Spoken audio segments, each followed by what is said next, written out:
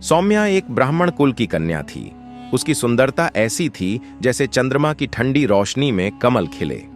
जब वह विवाह योग्य हुई तो उसके पिता बनवारी लाल ने उसके लिए वर ढूंढना शुरू किया, लेकिन हर आगंतुक को सौम्या एक रहस्यमयी मुस्कान के साथ मना कर देती, मानो वह किसी अज्ञात इंतजार में हो।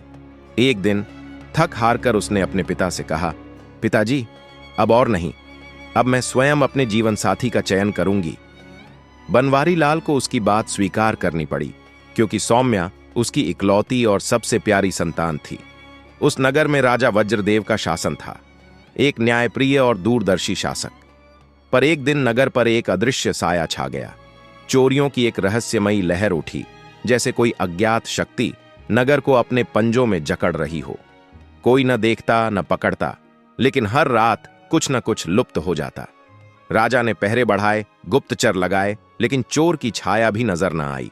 अंततः स्वयं वज्रदेव ने रात्रि गश्त की ठानी, और फिर एक रात एक परछाई भागती दिखी। पकड़ा गया व्यक्ति कोई आम चोर नहीं था।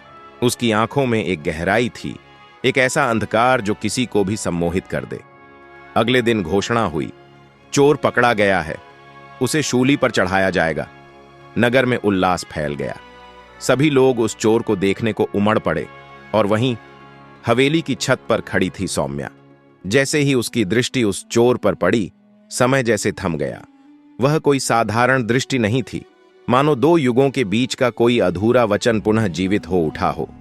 सौम्या दौड़ती हुई पिता के पास गई और बोली, पिताजी, यही है वह, यही है मेरा जीवन साथी। अगर यह मरेगा तो मैं भी सती हो जाऊंगी। बनवारी लाल जैसे पत्थर हो गए।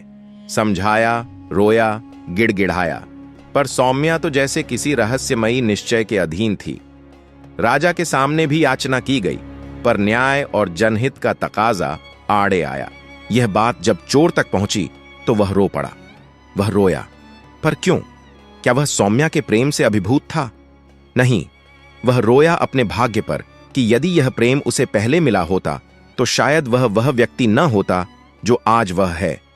फिर वह हंसा, एक रहस्यमयी, थर्राती हुई हंसी, जो मौत को गले लगाने वाले व्यक्ति की नहीं, बल्कि जीवन के रहस्यों को भेद चुके ज्ञानी की हंसी थी। वह जानता था यह प्रेम वास्तविक नहीं, बल्कि किसी क्षणिक सम्मोहन की उपज है। त्रिया चरित्र का वह अंतिम रंग था, सती होना। अंततः चोर शूली पर चढ़ाया गया। सौम्या भी उसकी मृतदेह को गोद में लेकर सती हो गई। वह किसी अन्य जन्म की अधूरी कहानी को पूर्ण करने चली गई। आगे दैत्य दंभिकासुर बोला, तो विक्रमादित्य ब्राह्मण की लड़की सौम्या अपनी घोषणा के अनुसार उस चोर की मृत देह को अपनी गोद में रखकर सती हो गई। उसने अपना वचन निभाया। अब तुम मुझे बताओ कि चोर सौम्या के प्यार की खबर पाकर रोया क्यों, और उसके सती होने के इरादे पर ठठाकर हंसा क्यों? उसे तो सौम्या के प्यार की खबर पाकर खुश होना चाहिए था, और सती होने की सूचना पर रोना।